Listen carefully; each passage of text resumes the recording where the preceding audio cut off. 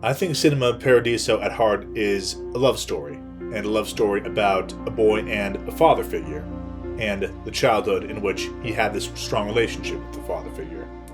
And thus, in the process of looking back on his relationship with this man after this man has died, it becomes a coming-of-age story and a nostalgia story, a story about looking back to when you were younger and when you were a child. And the message it has about that is that it's good. It's good to look at the past. It's good to realize where you came from and the good things about it, and the special experiences that let you bond with someone like that. We see, over the course of the movie screen time, him being a kid for about an hour, and then him being a young man for about an hour. So we see equally the very, very young experiences and then the young man experiences.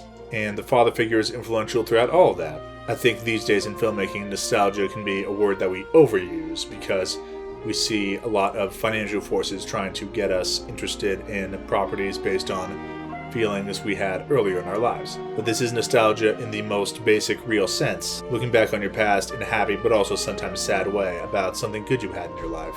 I'm seeing that this film was described as one of the greatest movies about the movies.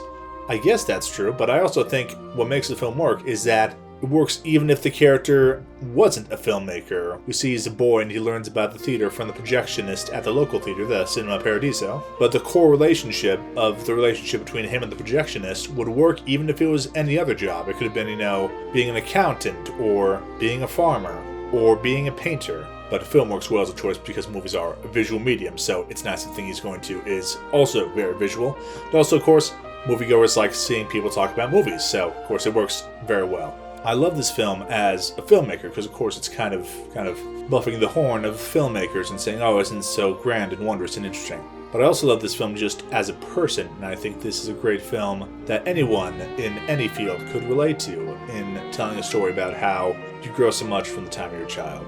And I've already recommended it to one or two people who are not in the filmmaking industry because I think they will also have that same emotional experience from watching it.